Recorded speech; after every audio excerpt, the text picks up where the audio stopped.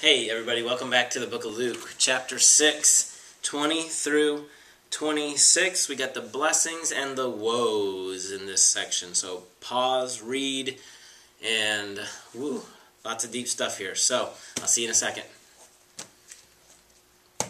Okay, so what just happened before this? Remember, Jesus is on the mountain. He's coming down from the mountain. He's just chosen his 12 disciples. He's creating a new community. We paralleled it with Moses on Sinai. Moses on Sinai comes down with the law, 12 tribes, new community, if you will, new nation, new way of doing things. Here, Jesus coming off the mountain, surrounded by 12 disciples, plus Jews and Gentiles, thousands and thousands of them. And he's setting up this new community, this new way of doing life together, this new kingdom. Notice the first thing he says is, "Blessed are the poor, for theirs is the kingdom of God." So he's got his disciples and all these people, these thousands of people, and he's starting a revolution. He's right there in front of them. He's just announced, "I'm starting a new kingdom." Of course, they're thinking, no more Rome. David's back. King David's back. But what he says to them in these 6 verses makes no sense. It doesn't sound very kingdom-y, okay? I mean, probably Jesus would have been thrown in prison right away if his message wasn't just so ludicrous.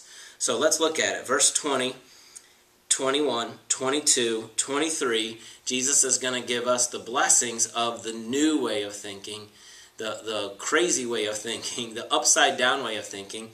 And then in 24 through 26, he shows us the old way. Let's look at those first, okay? Look at verse 24. "Woe to you who are rich, for you have already received your comfort. Woe to you," 25, "woe to you if you're well-fed now, because you will go hungry someday. Woe to you if you laugh or gloat." Boast now is a better translation. "For you will mourn and weep."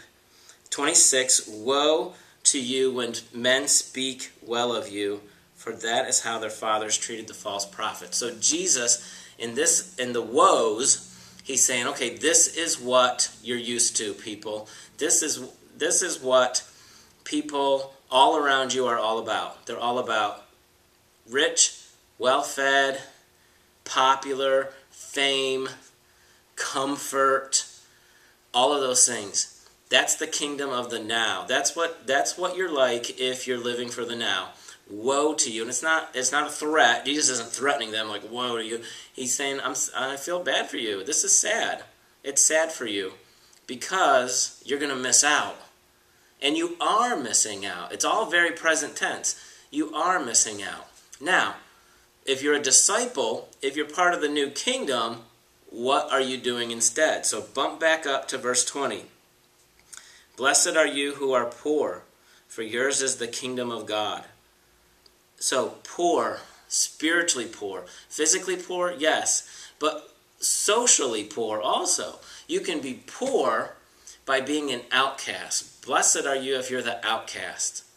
For yours is the kingdom of God. The kingdom is going to be all about the outcast coming in. And we've already seen that with Jesus. Who's he been ministering to?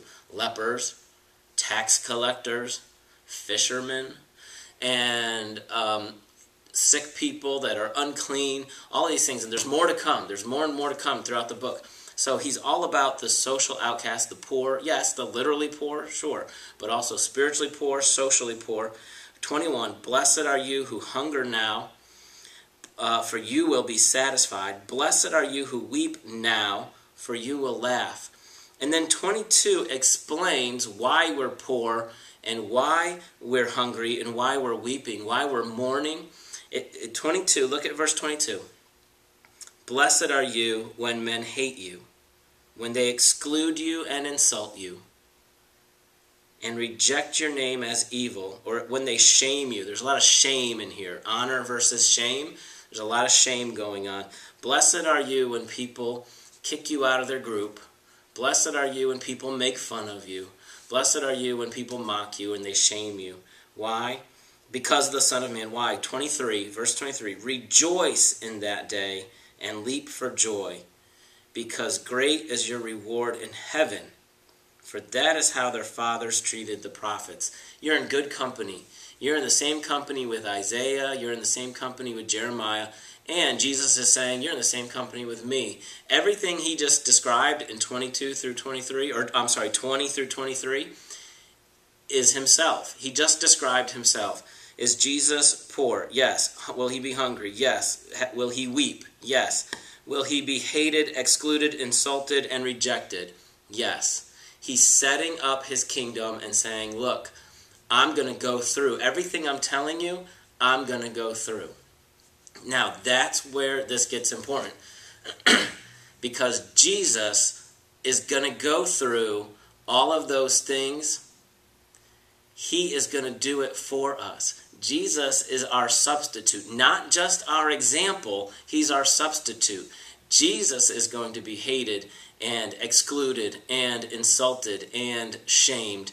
And when that happens to us, we can rejoice. And it's not future. It's not talking about when you get to heaven, everything's going to be great in heaven. It's now. Look at 21. Blessed are you who hunger now. Blessed are you who weep now. 23, rejoice in that day now. Rejoice today. Guys, we can rejoice today because of what Christ has done. Colossians 1:13, we have been transferred from the kingdom of darkness and into the kingdom of the Son of God. Colossians 3:1 and 2, don't think about earthly things, set your mind on heavenly things. Don't set your mind on 24 through 26, riches, food, comfort, and fame. Set your mind on heavenly things. And when you do, yeah, you might be poor and you might be hungry. But you can deal with it. You can rejoice. Why? Because of what Christ has done for you. Not because you have to be perfect, but because he was. And that's why he says, blessed are the poor. That's our big takeaway. Blessed are the poor. To be saved, to have Christ truly impact you, you have to be poor. You can't be middle class. You can't be doing this thing of your own power and strength and going, I can do this, I can make it, I can make God happy, I can earn my way to God, I can earn God's recognition. No, you've got to be poor. You've got to recognize you've got nothing, that you bring nothing to the table. And when you do that, you are happy. You are blessed. You experience relationship. Blessed is relationship with God. Woe is lack of relationship with God. So, because of what Christ did for us, and he hasn't dropped that bomb on them. They don't know. They're sitting on the side of this mountain. They don't know that Jesus is going to die for them. He's setting them up. He's setting them up. And that's what this whole sermon's about, is showing them that they need him. That they can't do this themselves. They need him. Okay, come back to the next video, and we'll see some of the crazy stuff Jesus says next. All right, have a good day, guys.